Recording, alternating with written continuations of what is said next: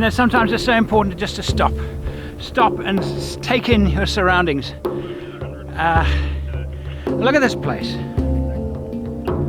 Absolutely brilliant, so beautiful, and incredibly remote. And the track is becoming more and more difficult to follow because people will just haven't driven it for so long, adding to the challenge.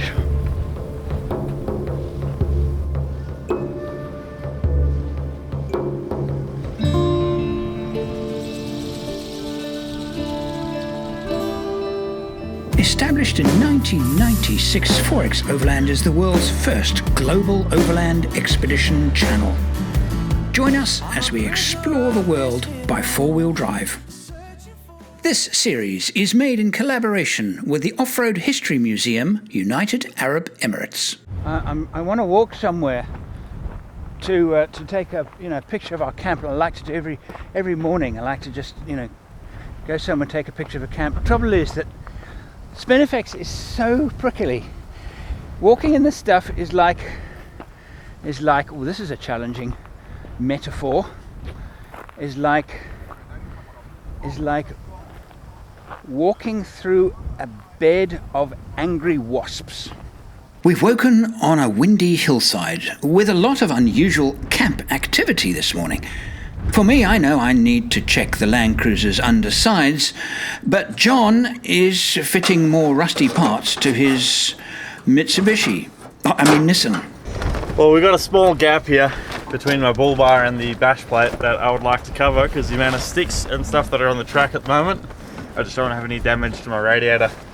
So we found a bash plate from the burnt out wreck that fits, so I'm going to retrofit it to make it work. You mad impulsive boy. The fact is that yesterday we had a very tough day in tall grass and a badly overgrown track. And we all need to prepare for more of that today. A little bit of protection on the front, stop all the grass and God knows what a great else idea. getting in there. So, it's a South African product. It's quite a good one, really. Hooks on the top. I did modify it, I admit, from the original design. I made it a little bit better. But, one adapts it to one's own vehicle. And then I put much longer these ones, made them much longer, so they could go over the top and actually hold the whole thing in. It's just not an exciting day. The wind has got quite cold and quite intense. Today we've got to try and make, as I said, 100 kilometers a day. I think yesterday was 140 something. Today I'd be surprised if we hit 60. Actually, in the next 3 or 4 days, I think it's 60 or so each day. Is not much more, because the last couple of hours yesterday, the going was really, really tough because of overgrowth. Quite a few switchbacks and ruts in the road and everything, which slowed us down a little bit more, but mainly because of an incredibly heavy vegetation around the tracks, because the track hasn't been driven on regularly for over 2 years. About 2 years and 6 months, actually. So that's the cost of being pioneers. I have an indicator on my dashboard that tells me the state of the DPF. It's now on number 4. I must just be careful. The last thing I want this thing to do is to fire. And the DPF has never been a concern to me up to this point, where now I'm thinking to myself, well, it's potentially a fire hazard if it does its recharge at the wrong time. It's not exactly, I can't exactly stop somewhere, where there's no grass. There's grass everywhere.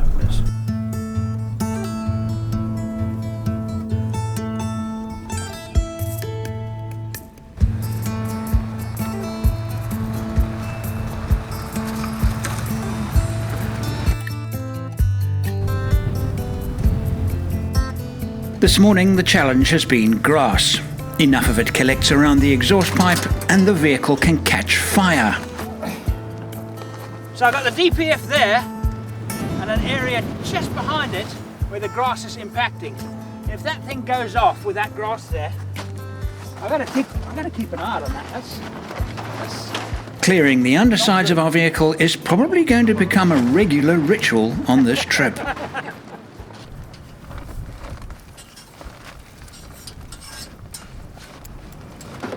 Andrew's all given us one of these, so if we do have a fire underneath the vehicle, we can put it out quickly without having to use our fire extinguishers. The fact is, in a grass fire, a fire extinguisher will put it out, but the trouble is once the fire goes out, it'll reignite because you've still got the source of ignition, i.e. the heat of the exhaust and the grass. So the idea behind this is that you can climb underneath the vehicle and squirt up underneath the vehicle, and it'll cool it down. Because it'll cool it down, it'll actually put the fire out. So it's actually more effective than a traditional fire extinguisher. And I've got mine in my front. I know everybody's got theirs in a place in their cars. They're very, very easy to access very, very quickly. That's the point of them. So you can act extremely quickly. I think it's a very, very nice safety thing. And it's good for a shower too. If you wanted a quick shower, you put the nozzle on spray and you have a nice.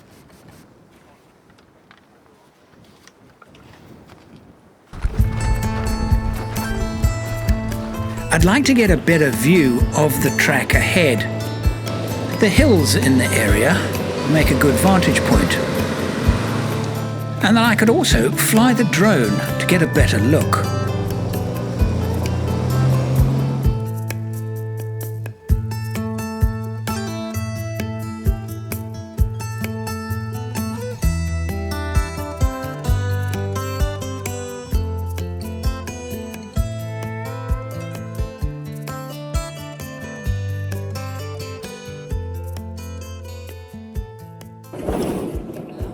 Just occurred to me why we've done basically 9 months of planning for this trip. Water, fuel, spares, what you're going to get done on your cars, even down to clothes, medical supplies, food, everything. And even now we're going through sections, we're having to question, are we going to have enough fuel? We've definitely got enough water, and food and that kind of thing, but because there's been so few people down on this track, we're having to really calculate fuel and everything, make sure we can make it to well 33. So at some point later today, I would have thought, when the fuels are getting down a bit, that's when we have to make the call. At the moment, we're running through some really relative flat ground, open plains, but we have been hitting some really overgrown, tough to push through. You know, Andrew's taking the lead and his car's getting battered, well, they all are. But yeah, it's just made me appreciate just how much planning you have to do before you do one of these. Just once in a lifetime trips, I suppose. It certainly is for me anyway. Beautiful. So we've come across a really tight spot now. Andrew's gone ahead, he's pushing through.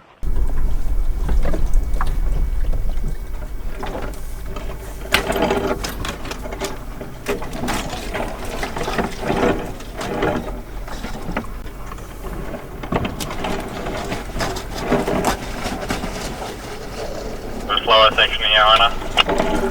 Thanks, John. But he said it's really bad. The further it gets in, the worse it gets.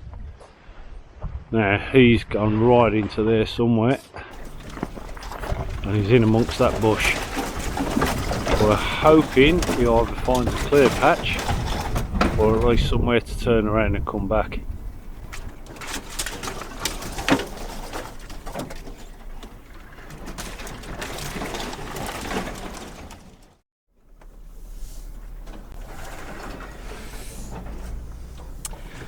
Sitrep, it's 2:45, almost 3:45.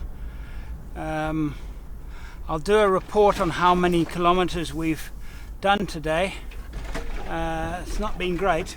It hasn't been bad, but not terrible. And we've hit the dune fields, these amazing dune fields.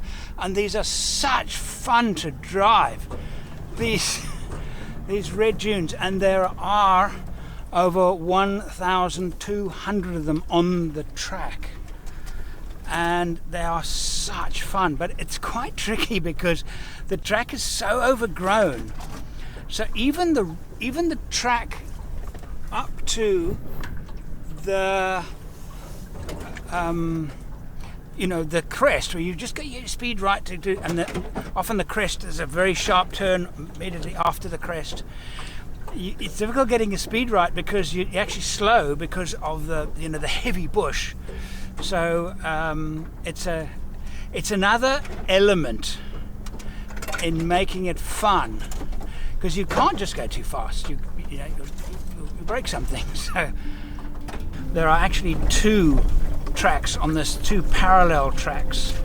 This one is 10 kilometers longer than the other one, but this one has the well on it. So we wanted to go and obviously inspect the well, and I think the time being what it is, it's actually ideal, perfect for us. Get there, set up camp, and if the well is working, fantastic. If it's not, and we can make it work, even better.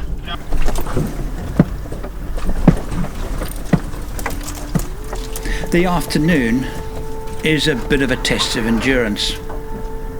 Endless rough track and very heavy undergrowth. I, for one, am really looking forward to a restful evening around the campfire.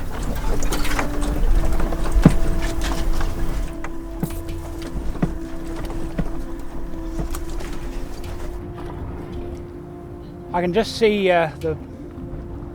you probably can't see it, the dune flag down there, and it hasn't moved in 10 minutes. So they're sitting struggling in that little spot. It's really rough, and an enormous hole in the road, and the bush is just insane. It's so tight.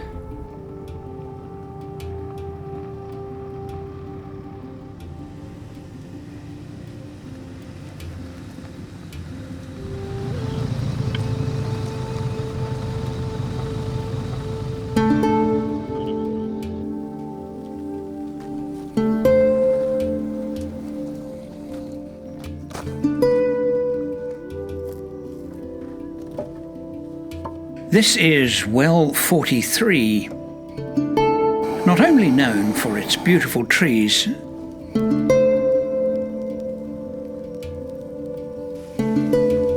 but of the curious wreck of a Nissan Patrol. The snap in the chassis here, and then coil towers right there. That's also got a big crack through it, and cracked as well. It's cracked all the way through. Wow. I mean, look at the size of the trailer was on there. It is huge. That's probably what cracked it. Yeah. As for the well, it's not in great shape either. If you want to get really sick, you can drink that. The cover has gone, but the winder seems to work correctly.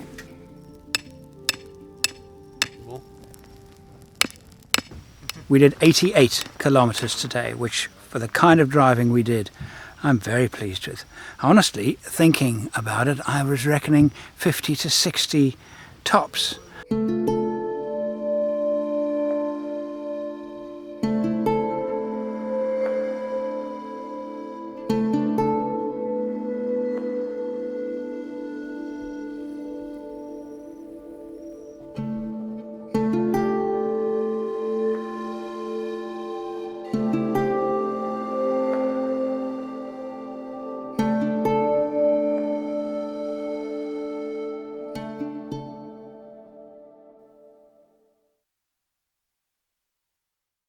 Well, good morning. Having woken from an absolutely idyllic evening last night, it's raining.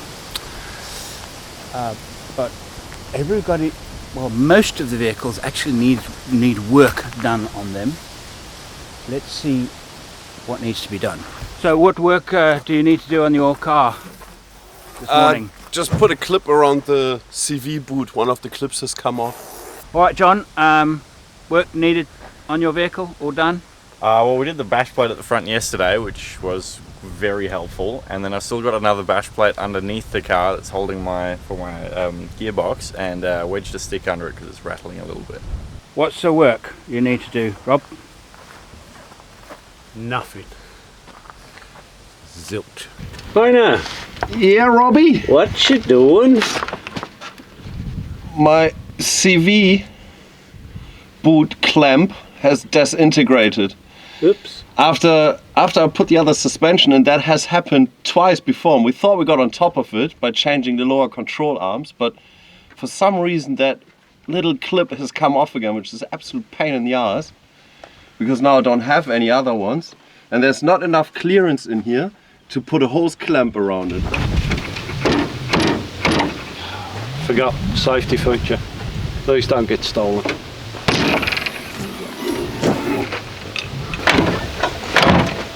Just play with it. Nothing wrong with this car. Being the lead vehicle, I'm picking up so many sticks and bushes that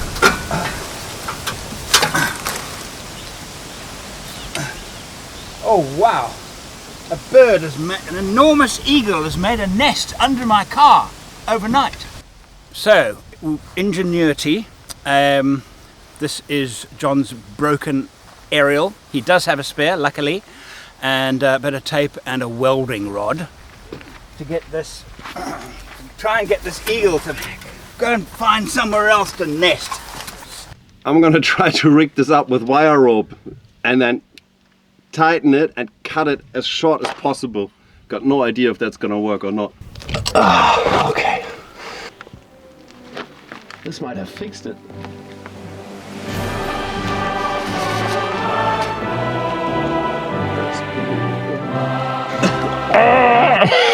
Good job, Heiner. Such a good position to work in.